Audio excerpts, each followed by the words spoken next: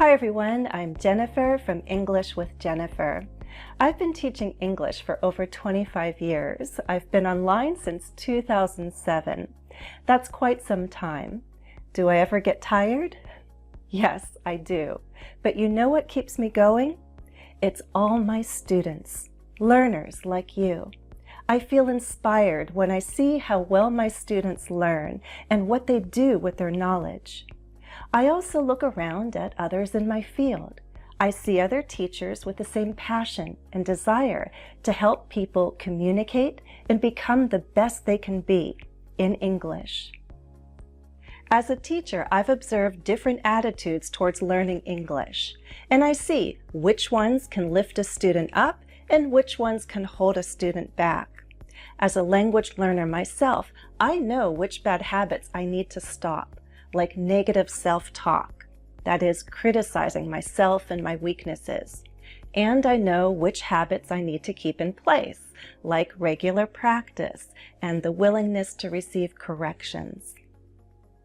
I could give you advice about language learning, but I think it's time to put a number of voices together and let you hear from non-native speakers who've already attained a high level of proficiency in English. They are fluent in English. In fact, the people that I've invited to contribute to this video all teach English in some way. Together, their stories can help dispel some myths about becoming fluent in English. What's a myth? It's an idea that some people believe to be true, but in fact, it's not. To dispel a myth is to prove it wrong. It's to put an end to that false belief. It's like when we turn on a light and make the shadows disappear. Let me introduce you to some successful English language learners and dedicated educators. I've asked each of them to tell me how long they've been learning English and what practices they've found helpful. Hi, I'm Nathaly, but most people on the internet know me as Teacher Nathaly. I'm from Brazil and I've been studying English since middle school, so that was back in 2005.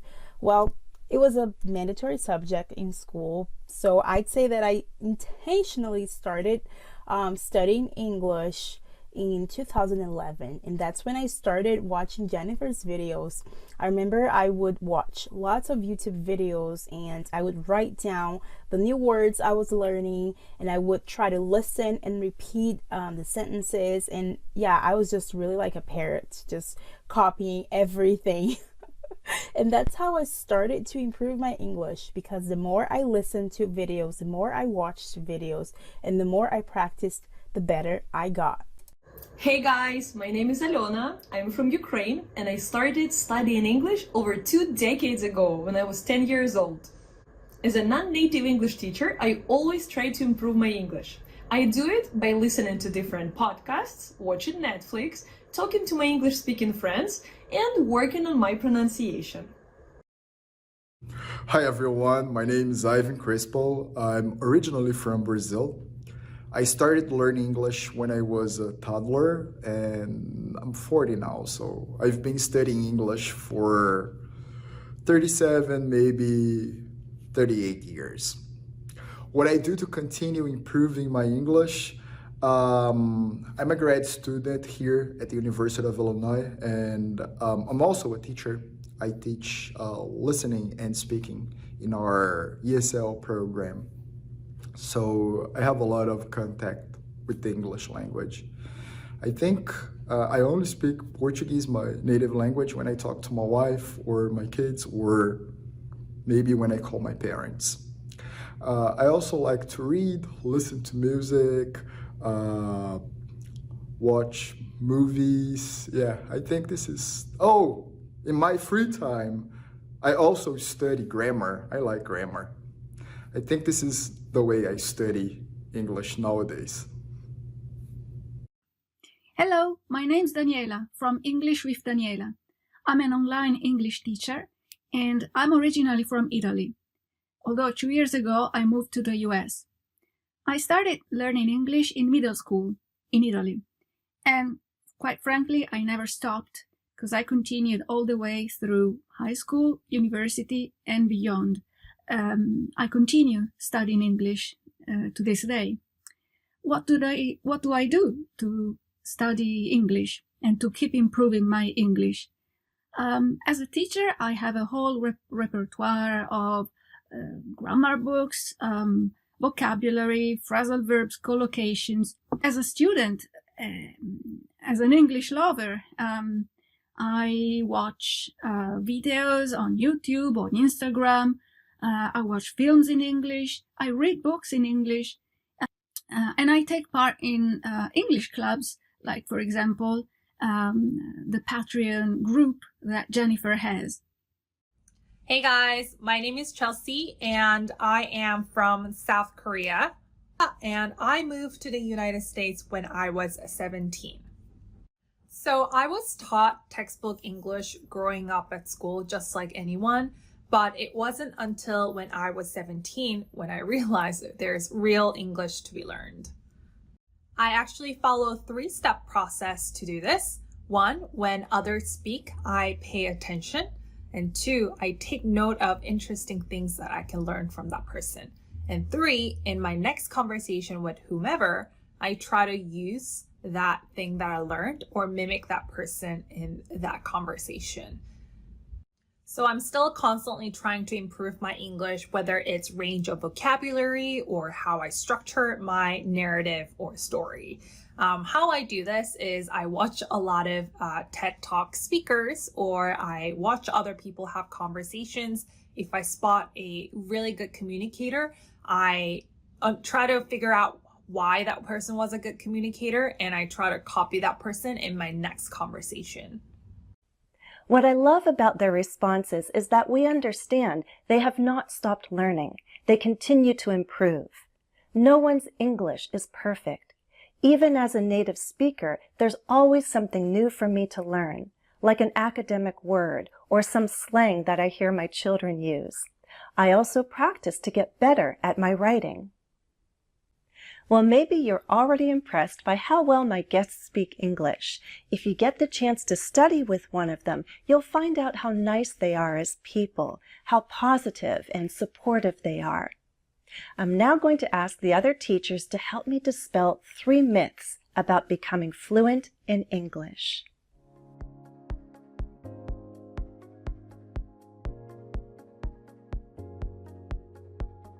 Not true. When I was 17 and moved to the United States, we moved to the city that was full of Korean community. I could live there without speaking English. But as you know, if you don't speak English, you won't get better. So what I tried to do was make a lot of international friends, whether offline or online. That really helped me. Practicing English with other people who don't speak Korean helped me tremendously. Some learners think that they need to live in an English-speaking country to become fluent in English, but I completely disagree with that. I know a lot of people here in the United States, people that have lived here for decades, that don't speak English at all, not even a single word.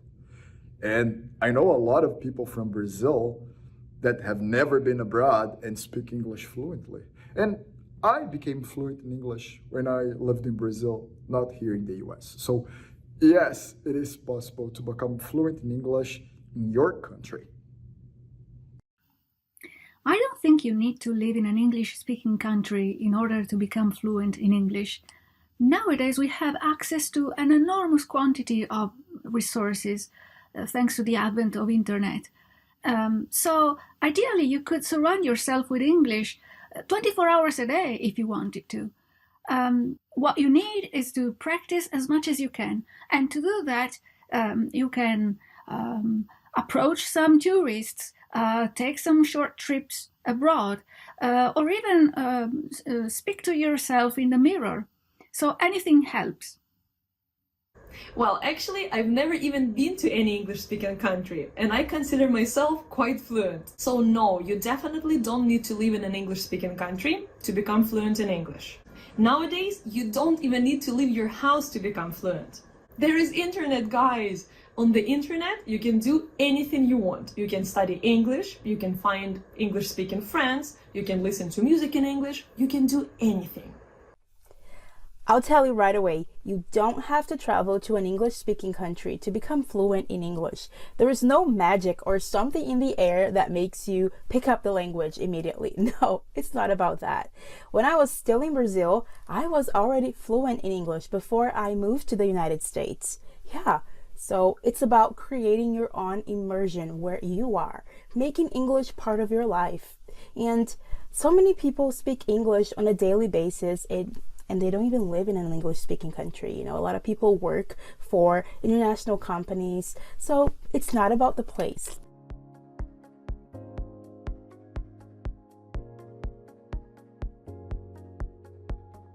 No, I don't agree with that.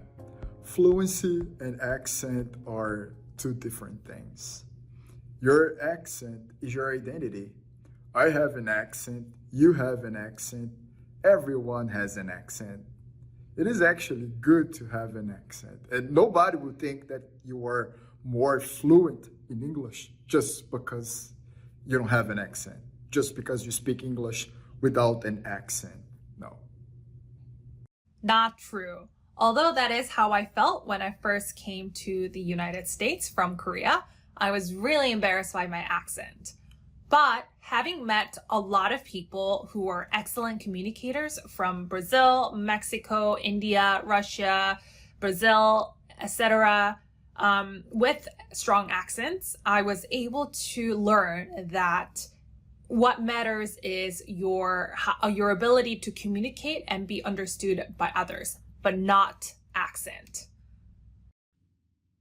People will consider you fluent not if you don't have any accent, but if you speak clearly, accurately, and with a variety of vocabulary, being able to respond adequately depending on the situation. That's what makes you fluent. Of course, you can aim to reduce your accent, but the goal is not to speak like a native speaker. It's to have a neutral accent if you want. Nope, you don't have to lose your foreign accent. People understand you. Accent is very different from mispronunciation. And you know what? Your accent is part of who you are. I once read that an accent is a sign of bravery. Also, speak like a native speaker. Who is the native speaker of English nowadays? You know, there's so many different countries that have English as an official language. So yeah, think about these things. Your accent has nothing to do with how fluent you are. There are so many people who live in English-speaking countries, who build their careers in English, whose whole life is in English, and they never lose their foreign accent. Well, if you want to reduce your accent, that's okay. You can work on it. It's up to you. But don't forget that having an accent is not a bad thing.